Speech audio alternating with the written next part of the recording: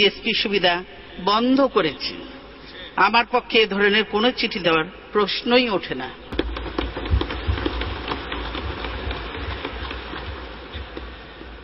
এটা আমার চিঠি নয়। আমরা দেখাতে পারি, প্রমাণ দেখাতে পারি।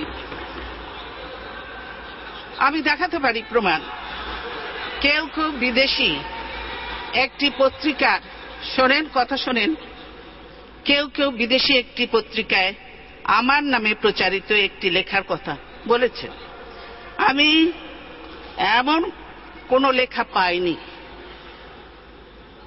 এমন কোনো লেখা পাঠাইনি। বরং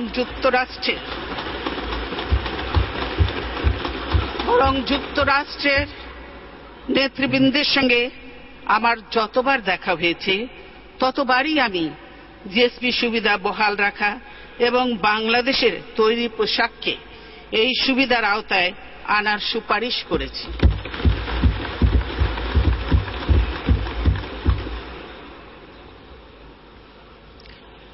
কালকে ইত্তেফাকে খবরটি ছিল এবং নিচে লেখা ছিল ছোট করে, আপনারা দেখেছেন যে দেশের রানা প্লাজা, কর্মপরিবেশ এবং আমিনুল হক হত্যার জন্য এই আপনাদের জিএসপি বন্ধ হয়েছে।